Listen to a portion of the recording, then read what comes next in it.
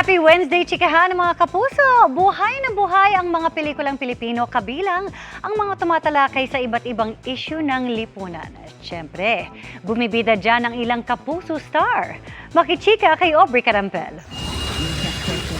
Upcoming again, it will be... Full of gratitude si Asia's multimedia star Alden Richards dahil ang kanyang directorial debut film na Out of Order, nag-#1 trending movie in the Philippines sa online streaming platform na Netflix. Fully appearing for the state.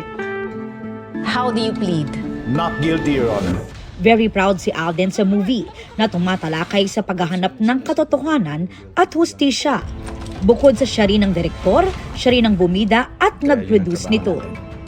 This just fuels me to do more films as a director, and maraming salamat po kasi parang of course to all my supporters and to everyone who believes in me, sana I did not fail you with this.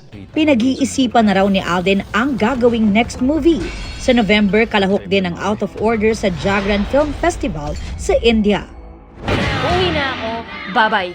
Bida naman si Sparkle star Clea Pineda sa Cinemalaya 2025 entry na Open Endings. Sa gala screening, sinabi ng cast na umaasa silang magpapalaganap pa ng awareness ang pelikula tungkol sa iba't ibang ipinaglalaban ng LGBTQIA+ community.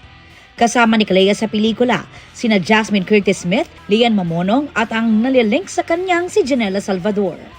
Na kahit konti lang yung oras na pagsasama namin, ang galing kasi friends agad kami. Actually, right after audition, right after chemistry test. Chemistry test. Doon Yes. na namin na-feel na, may chemistry kami apat. I will lead this nation into prosperity. Bumalik sa nakaraan para mas maunawaan ang kasalukuyan. Isa lang daw ito sa goal ng pelikulang Quezon na tungkol sa buhay ng bayani at dating Pangulo ng Pilipinas na si Manuel L. Quezon.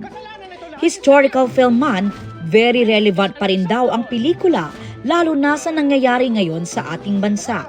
Kasama sa cast ang Sparkle stars na sina Benjamin Alves na gaganap bilang Young Quezon at si Therese Malvar as young filmmaker na si Nadia Hernando. May blueprint ng isang bayani.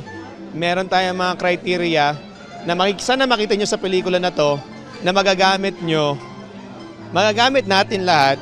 And the next time we get the privilege and the right to choose our leaders. Ano ba yung dapat nilang gawin para sa atin? Hindi lang yung sapat na ginagawa nila. Kailangan they have to really serve and go above and beyond. And hopefully they see it here in this movie. Napaka-important at relevant ngayon yung Quezon para talagang isipin natin, tama ba yung mga nilalagay natin sa pwesto ngayon? And yun, para maging critical voters rin tayo sa next na election. Aubrey Carampel, updated sa showbiz happening.